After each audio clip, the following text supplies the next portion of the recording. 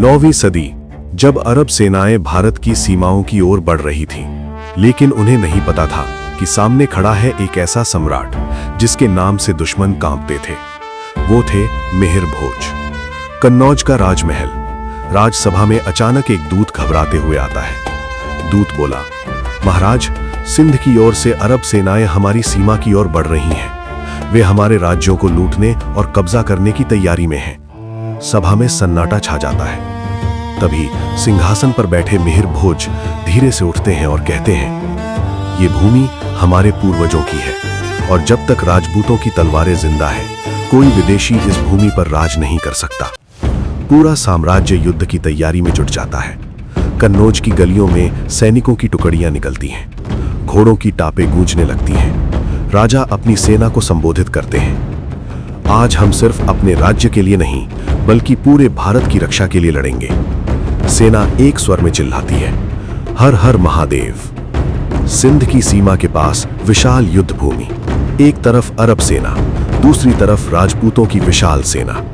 अरब सेनापति घमंड से कहता है, हमने कई देशों को जीता है, भारत भी हमारे सामने टिक नहीं पाएगा।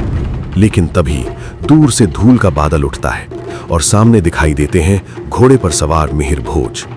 राजा तलवार उठाकर कहते हैं, राजपूत वीरों, आज दिखा दो कि इस भूमि की रक्षा कैसे की जाती है। और फिर शुरू होता है एक भयंकर युद्ध। तलवारों की टकराहट, घोड़ों की दौड़ और रणभूमि में गूंजती हुई युद्ध की गर्जना।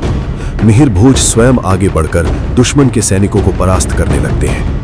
उनकी वीरता देखकर राजपूत सेना का उत्साह कई गुना बढ़ जाता है। कई घंटों तक भीषण युद्ध चलता है। आखिरकार अरब सेना राजपूतों की शक्ति के सामने टिक नहीं पाती।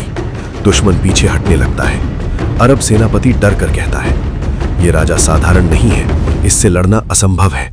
और फिर अरब सेना युद्ध भूमि छोड़कर भाग जाती है। युद्ध जीतने के बाद मिहिर भोज अपने सैनिकों से कहते हैं, ये जीत मेरी नहीं, ये जीत हमारी मातृभूमि की है। उनकी इस विजय ने सिर्फ उनके साम्राज्य ही नहीं, बल्कि पूरे उत्तर भारत की सीमाओं को सुरक्षित किया।